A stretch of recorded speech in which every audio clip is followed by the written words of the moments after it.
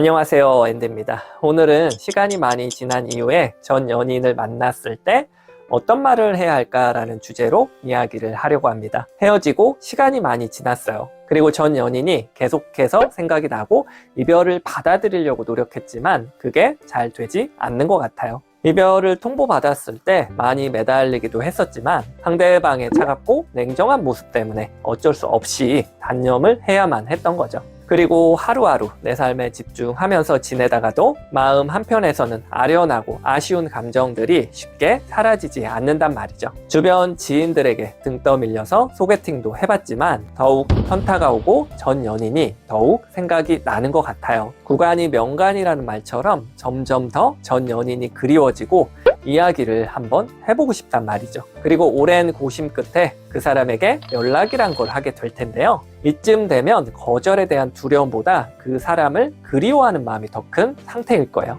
떨리는 마음으로 연락을 하게 될 거고요. 내 예상과 다르게 그 사람이 내 연락을 호의적으로 받아주는 것에 희망을 갖게 될 거예요. 그리고 두려운 마음으로 한번 얼굴 보자고 이야기를 하게 될 텐데요. 그 사람이 흔쾌히 나온다고 하네요. 생각보다 만남이 척척 진행되는 것 같아서 뭔가 느낌이 좋단 말이죠. 하지만 그런 기쁨도 잠시 어떤 옷을 입어야 할지, 어떤 말을 해야 할지 아직 만나기 전인데도 왠지 긴장이 되고 떨리는 것 같아요. 가볍게 이야기를 해야 할지 아니면 솔직하게 내 마음을 고백해야 할지 어떻게 만남에 임해야 하는지 헷갈리기 시작한단 말이죠. 처음이자 마지막 만남이 될 수 있다는 그런 불안감에 이번 만남에서는 정말 후회 없이 최선을 다해보고 싶다고요. 잘 되고 싶은 마음이 크다 보니까 후회하지 않기 위해서 비장한 각오로 만남에 임하게 될 텐데요. 과거 KBS에서 이별도 리콜되나요라는 프로그램이 있었어요. 헤어진 전 연인이 만나서 재회에 관한 이야기를 나누는 그런 프로그램이었는데요. 당연히 방송이기 때문에 긴장되는 부분도 있었겠지만 서로 어색하고 무겁고 불편한 분위기에서 대화가 이어지더라고요. 과거에 미처 하지 못했던 이야기나 헤어지고 난 이후에 느꼈던 부분들을 서로가 진지하게 나누는 장면들이 많이 연출되었던 것 같아요. 저는 이 프로그램이 재회를 할 수 있도록 도와주는 것이 아니라 재회가 안 되도록 도와주는 것이 아닐까 하는 그런 생각이 들었어요. 왜냐하면 제3자인 제가 봐도 서로 어색하고 불편해 보이고 무거운 대화만 흐른단 말이죠. 엄숙한 대화를 나누는데 그 표정이 심각하더라고요. 어색하고 불편하고 너무 진지해서 재미가 없고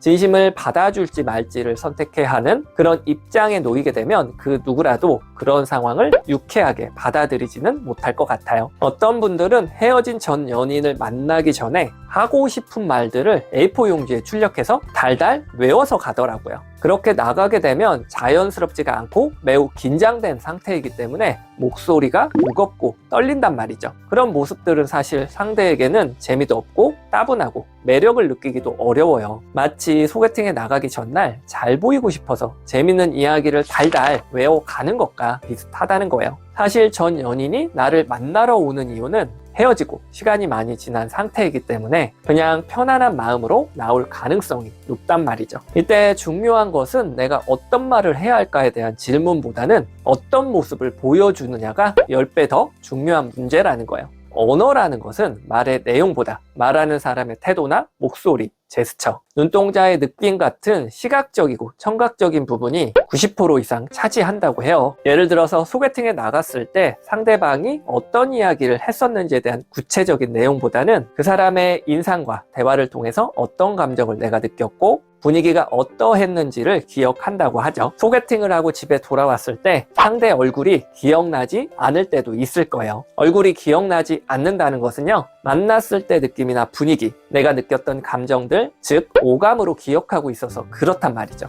오감으로 느꼈던 감정들이 긍정적으로 작용해서 뭔가 즐겁고 호기심으로 더 알아가고 싶은 마음이 들었을 때 사람은 지속적인 만남을 갖는 동기가 된다고 해요. 예를 들어서 손에 땀을 쥐게 만들고 나를 들었다 놨다 흥미롭게 봤던 드라마가 있다면 다음 주에는 본방사수를 하려고 한단 말이죠. 오랜만에 옛 연인을 만났을 때 마치 지루한 강의처럼 느껴지는 만남은 괜히 나왔다는 생각이 들고 집에 가고 싶다는 생각이 들 거예요. 이성적인 매력과 적당히 거리감이 있는 상태에서의 설레임, 그리고 더 알아가고 싶은 마음과 헤어질 때 아쉬운 감정이 들었을 때는 계속 만나보고 싶은 동기가 생긴단 말이죠. 그리고 다음 만남에서도 비슷한 감정을 상대가 느꼈을 때 어떤 말을 한다고 하더라도 상대는 쉽게 넘어올 수 있는 그런 마음 상태가 된다는 거예요. 이런 과정들을 거치지 않고 그저 그 사람의 마음은 나와 같을 거라는 기대감만 갖고 비장한 각오로 진심을 길게 전달한다면 분명 거절 당하실 거라고요. 시간이 많이 지난 이후에도 여전히 나는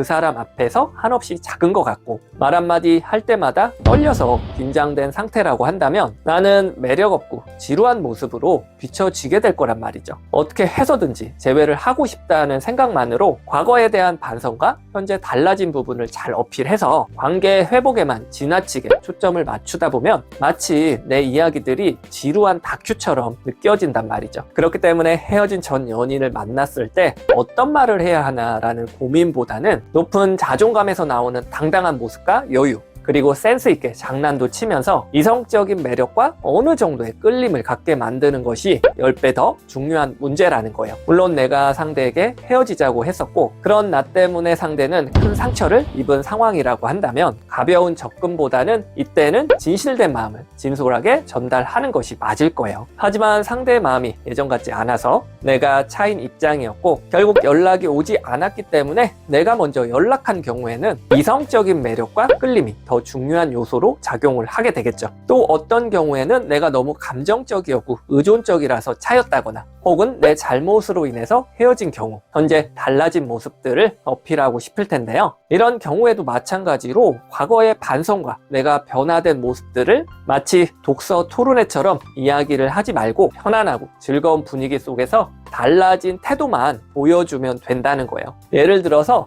시간이 지나서 생각을 해보니 그때 내가 왜 그랬는지 모르겠다. 나도 흑역사라고 생각을 한다. 현재 내가 나 스스로 독립적이고 밝고 긍정적으로 살아가면서 겪어왔던 다양한 에피소드를 재미있게 풀어내는 것이 더 중요하다는 거죠. 내가 지난 일에 크게 연연하지 않고 현재를 잘 살아가고 있다는 그런 태도만 전달한다면 상대의 입장에서는 내가 현재 그렇게 잘 살고 있구나 믿게 되는 거란 말이죠. 말의 내용보다는 현재 그 사람 앞에서 내 태도가 10배 더 중요하다는 거예요. 그렇기 때문에 첫 만남에서는 진지한 이야기를 하는 것보다는 편안한 분위기 속에서 여유롭게 장난도 치고 일상적인 이야기를 나누는 것이 중요하다는 겁니다. 그리고 몇 가지 팁을 드리자면 약속 장소를 잡을 때 나에게 익숙한 곳이지만 상대에게는 낯선 곳으로 잡으시는 것이 유리합니다. 너무 폐쇄적이고 조용한 장소보다는 넓게 탁 트이고 대형 카페처럼 주변을 둘러볼 수 있는 곳으로 잡으시는 것이 더 좋단 말이죠. 우리가 보통 투 경기장이나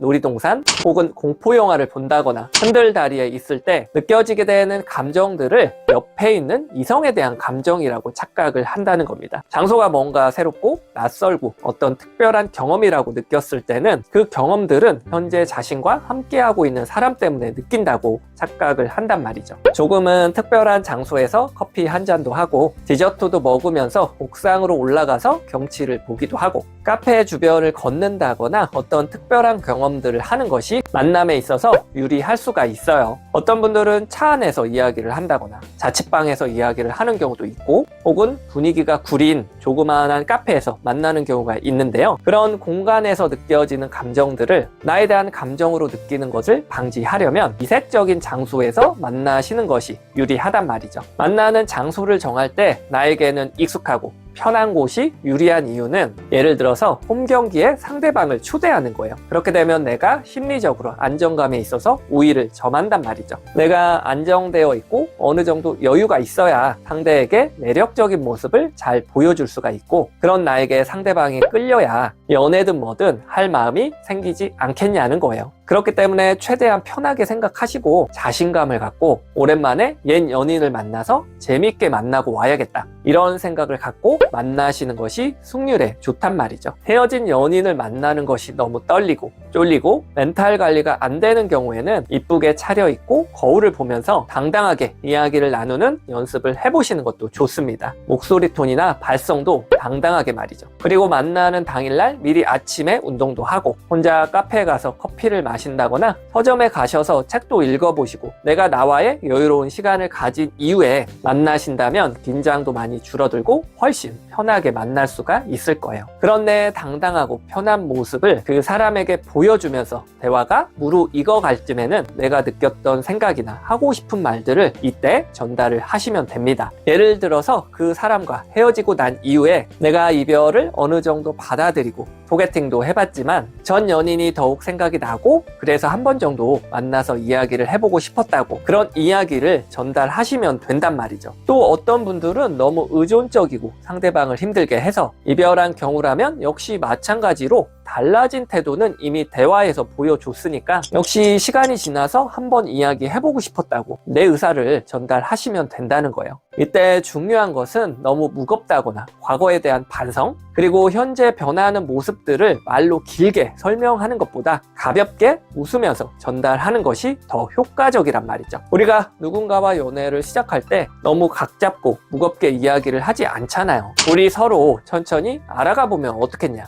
내가 후회하지 않기 위해서 마지막으로 이야기를 해보고 싶었다. 이렇게 당당한 태도가 중요하단 말이죠. 오랜만에 만났을 때 시간 가는 줄 모르고 상대가 즐거워하고 나에 대한 끌림이 있는 상태라면 내가 가볍게 의사 표현만 해도 그 사람은 넘어오게 될 거예요. 어차피 연애는 너무 심각하고 비장하게 시작하는 것이 아니거든요. 내가 상대에게 상처를 많이 줬기 때문에 내 이야기에 혼란스러워하는 상황이라면 조금 시간을 두면서 천천히 진정성 있게 접근하는 것이 중요하겠죠. 그렇기 때문에 헤어진 전 연인을 만났을 때 긴장하지 마시고 자신감을 갖고 당당해지셨으면 좋겠습니다. 편하게 잘 만나서 여유 있는 모습으로 즐겁게 데이트 잘 하고 와야겠다, 이런 생각으로 만나고 오신다면 좋은 결과가 있을 거예요. 이런 말이 있습니다. 너무 승패에 집착하다 보면 좋은 성적이 나오기가 어렵다고 해요. 어느 정도 마음을 내려놓고 비우고 즐기는 자는 노력하는 자가 절대로 이길 수 없다고 합니다. 헤어진 전 연인을 만났을 때